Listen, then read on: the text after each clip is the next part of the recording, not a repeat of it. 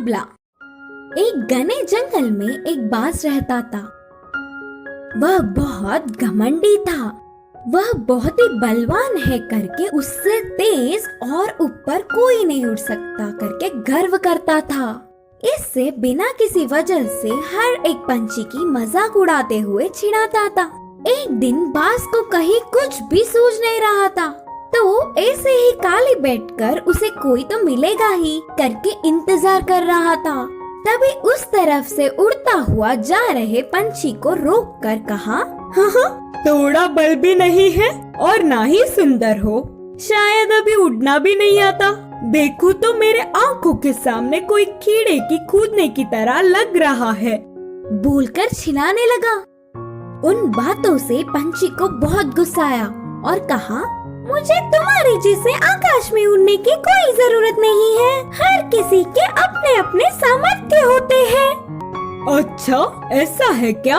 तो फिर मुझसे मुकाबला करके तुम्हारे सामर्थ्य से मुझे हराओ, देखेंगे।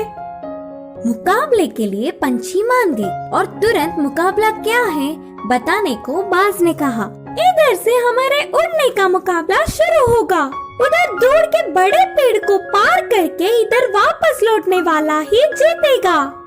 इसके लिए बाज भी मान गया। पहले से ही बाज चालबाज है करके उधर ही आसपास के सारे पक्षियाँ जज बनेंगे करके बोले।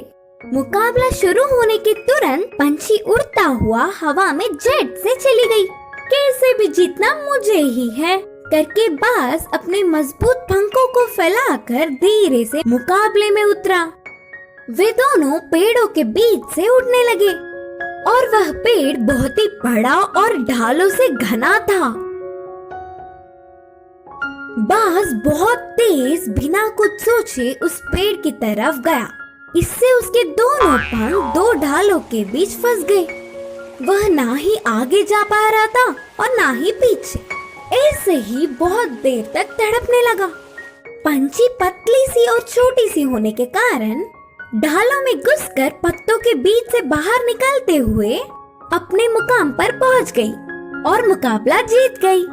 और फिर पंछी के कहने पर बाकी के सारे पक्षी आकर बाज को उन घने पेड़ों की ढालों से छुड़ाए। इससे प्रकृति में सभी एक समान है करके जानने वाला बाज उस दिन से किसी को भी परेशान नहीं किया और जंगल में सब एक साथ मिलजुल कर रहने लगे।